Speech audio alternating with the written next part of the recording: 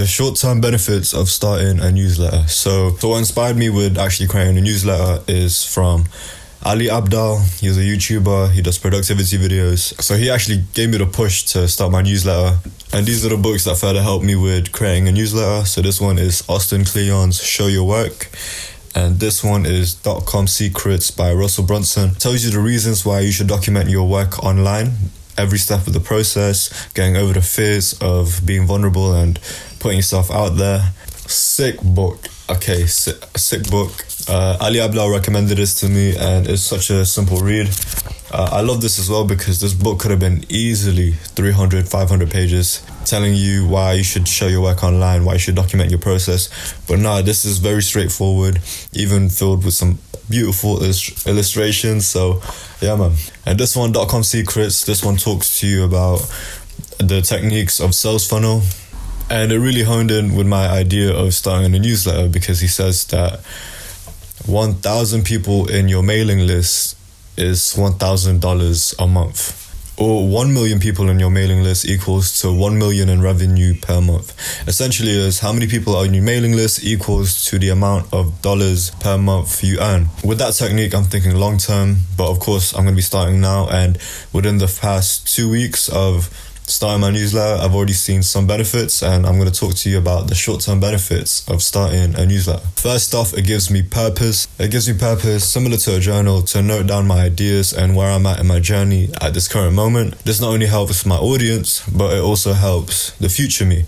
I want to be able to look back to before I've had certain accomplishments. I want to look back to when I was just a uni student, which I am right now, but looking back in the future. So I've chosen to do a weekly newsletter, but you can do it however many days you want. The thing is, it's just to get into a habit of it. Second of all, it shows how I am feeling in the moment. And yes, we can just use a personal journey for that.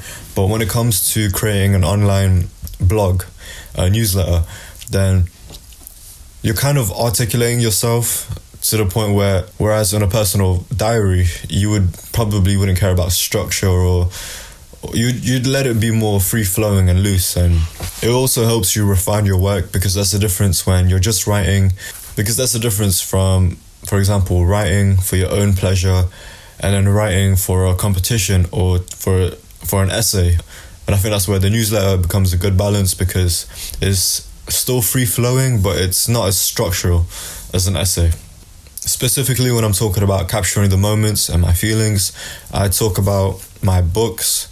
And for example, this summer I've been going through a few books, and quite a few of them are what I would consider life-changing or very impactful. And you can and not only are they impactful in the moment, but I can tell from the knowledge and skills I've learned. I can't wait to see the applications of those techniques further down the line. And when I read back at these blogs, I can see where the journey has went from, oh yeah, that's the first time I read the 4-Hour Work Week. Oh yeah, that's the first time I read the 4-Hour Work Week, and that's where I got this idea and the snippet here, and this is how I developed it throughout the years. So it's like seeing where the stem of your idea, the stem of your company, the stem from the way you run a business, from how you started this newsletter. You're seeing where it all came from, and the fact that you have it jotted down.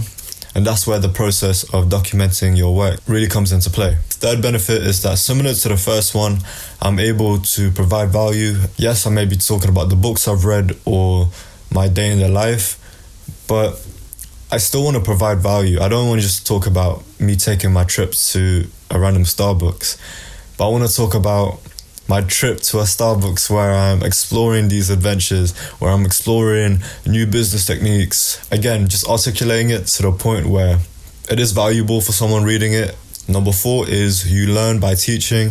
So I've been reading all these books. I've been learning and applying all these different techniques.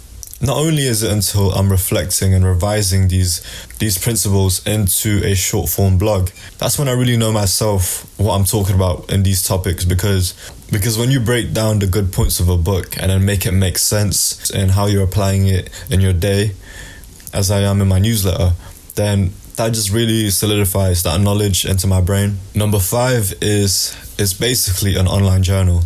As I mentioned before, you can use a physical personal diary.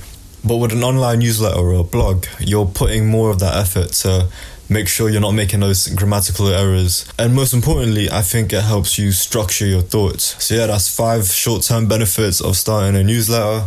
If you want to subscribe to my newsletter, or if you just want to check it out, it's burberry.substack.com.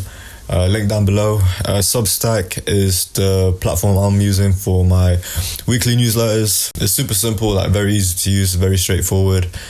And yeah, it's everything I need. Hopefully this was valuable to you guys. Thank you for being here, chat. And until next time, love.